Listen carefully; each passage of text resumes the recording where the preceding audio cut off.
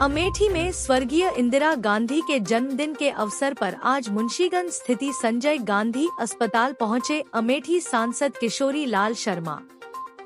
सांसद किशोरी लाल शर्मा ने अस्पताल पहुंचकर इंदिरा गांधी के चित्र पर माल्यार्पण कर नमन किया।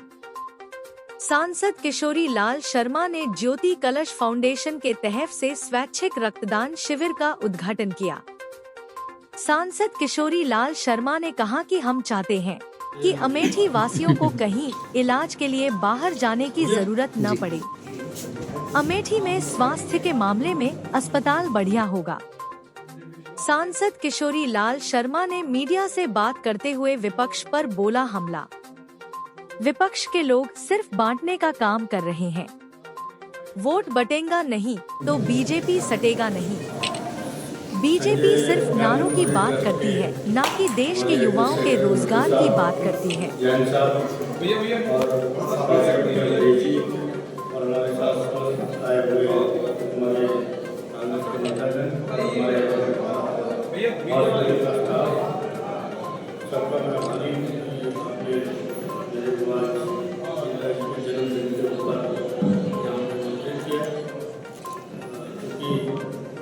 ये हॉस्पिटल जो है जब संजय जी की डेथ हुई जो आपके सांसद भी रहे, उसके बाद इंदिरा जी ने उनकी याद में एक ट्रस्ट बनाया। ट्रस्ट बनाने के बाद इस हॉस्पिटल की परिकल्पना करी गई कि जो यहाँ की जनता को समर्पित है। आप देख रहे हैं कि यहाँ से जब से भट्टू साहब ने चार्ज संभाला तब से बहुत सी चीज़ें बेहतरी हुई। तो ये है कि ये हॉस्पिटल निरंतर आपकी सेवा में ऐसे ही काम करता रहेगा और हम लोगों का भी जो योगदान एज ए जनप्रतिनिधि हमारा रहेगा, हम भी इस हॉस्पिटल के लिए अपनी सेवाएं देते रहेंगे। तो बस इतने कहना है क्योंकि आज इंदिरा जी के जन्म उत्सव के ऊपर काफ़ी कार्यक्रम होगा, भी 2 कार्यक्रम मैं करके आ रहा हूँ। तीसरा ये है कि रक्तदान शिविर यहाँ पे कर रहे हैं। तो मैं हॉस्पिटल को भी आभार है कि हमारे को रक्तदान मिली जो उन्होंने ब्लड बैंक के अंदर रखने की सुविधा दी है। तो मैं उन्हें सबका आभारी हूँ। धन्यवाद। किस प्रकार का आज कार्यक्रम है और इंदिरा जी की आज जन्म दिवस पर कार्यक्रम किया गया? नहीं, आज इंदिरा जी का जन्मदिन था, उसके ऊपर हमारे सेंट्रल ऑफिस में भी उनको माल्यार्पण किया गया और एक स्कूल के अंदर उन्होंने इंदिरा जी के उस पर करते हैं, एनुअल फंक्शन करते हैं वो, उसमें मैंने पार्टिसिपेट किया। अभी एक यहाँ पे ब्लड डोनेशन कैंप था जो संस्था ने किया, उसको किया। फिर जो हॉस्पिटल्स का जो हम लोग रेगुलरली इनका हमने कहा कि जो भी हमारा योगदान होगा इस हॉस्पिटल के लिए, क्योंकि अभी ये अच्छे से बढ़ रहे हैं आगे, तो इनको भी ज़रूरत है। तो जो भी मेरी सांसद निधि से जो फंड्स की ज़रूरत होगी, क्योंकि हम लोग यहाँ इस हॉस्पिटल में बेटर सुविधाएं देने चाहते हैं कि हमारे अमेठी संसदीय क्षेत्र के आसपास के ज़िले के लोगों को कम से कम लखनऊ दिल्ली न भागना पड़े। हम लोग वो उनको मुहैया यहाँ कराना चाहते हैं। मेडिकल कॉलेज देने के लिए भी गति देने की बात। हाँ जी जी, उसके लिए भी एक कवायद की गई है। नहीं, वो तो मट्टू साहब प्रयासरत हैं कि 2003 से हम लोग प्रयासरत हैं उसके लिए। तो वो है कि एक बार एनओसी नहीं दिया तो कुछ उन्होंने बताया, तो हम लोग उसमें सुधार तो किया ही है। तो बाकी चीज़ें हैं जो उसके अंदर फॉर्मेलिटीज़ हैं, तो हमारे को एक बार लेटर ऑफ इंटेंट अगर मिल जाएगा तो हम समय को जो टाइम पीरियड होगा उसके अंदर हम हॉस्पिटल खड़ा करेंगे। सर, उत्तर प्रदेश की बात की जाए तो उपचुनाव है। उपचुनाव में कांग्रेस एक भी सीटों पर चुनाव नहीं लड़ रही है। आप सीसामऊ में चुनाव प्रचार पे भी गए, क्या लगता है क्या रहेगा? नहीं, उसमें ये था ना कि एक्चुअली ये 5 सीटें तो समाजवादी की थी जो उनके एमपीज बन गए, खाली हुआ। तो उसमें ये हुआ कि हमारा वोट बटे ना। एक तो ये था, क्योंकि हमने अभी यही कहा कि वोट बढ़ता है तो बीजेपी को फायदा होता है। आप देखो कि उनका वोट कितना है, 35%, 38% या 42%, जो भी है। तो मेजॉरिटी तो बाहर है, भले तो 51 नहीं है उनका। तो इसलिए हम लोगों का ये था, जब हमारी शीर्ष नेतृत्व ने निर्णय लिया कि ठीक है, हम इस मामले में हम रीजनल पार्टीज की मदद करेंगे। तो हमारा अनुसरण बाकी लोगों ने भी किया। बाकी लोगों ने भी नहीं लड़ाया, चाहे कम्युनिस्ट हैं या और भी छोटी पार्टियां थी, उन्होंने भी नहीं लड़ाया। हमने पूरा समर्थन समाजवादी पार्टी को दिया।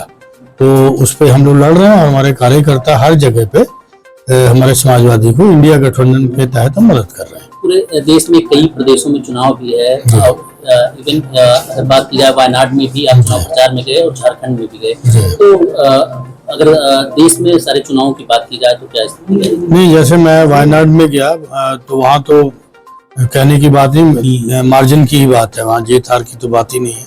तो वहाँ पे क्या कि हमारा यूडीएफ की प्रत्याशी थी प्रियंका जी वहाँ पे, क्योंकि दो गठबंधन है, एलडीएफ और यूडीएफ। तो प्रियंका जी यूडीएफ की मतलब प्रत्याशी थी वहाँ पे, सारे दल मतलब मिलके मदद कर रहे थे और वहाँ पे अच्छी स्थिति रहेगी। कि मैं वहाँ पे काफ़ी दिन लगा के आया। उसके बाद क्योंकि मैं झारखंड में स्टार प्रचारक था तो मेरे को वहाँ जाना था, तो 3 या 4 दिन मैंने वहाँ भी रहे। तो वहाँ पे जो है कि लोग, क्योंकि हमारे सरकार की जो वहाँ पे हेमंत सोरेन की सरकार है, उसने 3-4 योजनाएं बड़ी अच्छी वहाँ पे लिया, जिसका मेरे को इम्पैक्ट वहाँ पे मैया योजना का जैसे ये था, तो बहुत अच्छा इम्पैक्ट वहाँ पे नजर आया। पहला फेज, क्योंकि मैं पहले फेज में जा नहीं पाया, वायनाड में था, तो मैं सेकंड फेज में वहाँ पहुँचा जिसमें 38 सीटों पे इलेक्शन हो रहा है। तो मेरे को लगा कि मतलब अच्छा जाएगा हमारा। एक बीजेपी के द्वारा नारा दिया जा रहा है, कटेंगे तो कटेंगे, उसको बहुत बढ़ चढ़ के जो है हाईलाइट किया जा रहा है। मुख्यमंत्री जी भी प्रदेश में नहीं पूरे देश में उसको बोल रहे हैं। क्या लगता है इसको एक विशेष समुदाय को काटने की? देश की इशू ये नहीं है, देश के इशू है महंगाई, बेरोजगारी, उसके ऊपर कोई नारा नहीं देते ये लोग। ठीक है, इस नारे से क्या हासिल होना है, नौजवान को क्या हासिल हो जाएगा, ठीक है, मजदूर को क्या हासिल हो जाएगा। मेरा तो ये कहने का है कि अगर वोट बटेगा नहीं तो बीजेपी सटेगा नहीं। मेरा नारे के जवाब में मेरा ये जवाब है। किसानों की समस्या लगातार बुआई आ गई, आपने पत्र भी लिखा है, तो लेकिन लाइनें कतार लंबी है और प्रशासन यहाँ का जवाब में लिख के दिया कि खाद की जो उपलब्धता है पूरी है। तो जब उपलब्धता पूरी है तो ये लाइनें कहाँ से ले रहे हैं? मैंने यही कहा, मैंने 21 अक्टूबर को चिट्ठी लिखी थी, तो उस समय मेरे को थोड़ा इनपुट मिला था कि आप एक मतलब पूछ लें कि उपलब्धता है भी कि नहीं। तो उन्होंने मेरे को जवाब दिया कि मांग के अनुरूप उपलब्धता है। तो अब विश्वास तो करेगा आदमी को, जिन्होंने करना है हमने किया। तो मतलब मैं यहाँ का एमपी हूँ, एडमिनिस्ट्रेशन मेरे से कहे कि एमपी मेरे को कहे कि आप प्रयास करिए, तो मैं सेंटर में प्रयास कर लेता इनका भी, हम अपने एफर्ट करते, मिलता ना मिलता अलग बात थी। तो इन्होंने वो भी नहीं किया, इन्होंने लिख दिया उपलब्धता मांग के अनुरूप है। फिर आप ये जांच का विषय है कि लाइनें क्यों लग रही हैं, उपलब्धता है। फिर जो कोऑपरेटिव सोसाइटियों पे किन लोगों का कब्जा है, खाद तो वहीं के माध्यम से बट रही है या सरकारी डिपो से बट रही है, तो उसकी भी जांच होनी चाहिए कि अगर उपलब्ध है तो फिर ये खाद जा कहाँ रही है, क्या नेपाल का बॉर्डर तो नहीं क्रॉस कर रही है।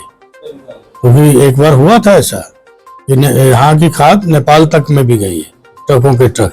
तो ये भी देखना है कि जो लोग सोसाइटियों पे कब्जा जिनका है, ठीक है, वो लोग क्या कर रहे हैं। ये जवाबदेही उनकी भी बनती है कि वो एक पारदर्शिता के तरीके से हर रोज वोट टांगे कि आज इतने किसानों को हमने दिया, आज इतने को दिया, ये स्टॉक हमारे पास उपलब्ध है, ये कल देंगे, परसों देंगे। अगर उपलब्ध है तो छुपाने की क्या बात है, तो करें, और नहीं तो ये जांच का विषय है कि अगर खाद उपलब्ध है तो जा कहाँ नहीं है।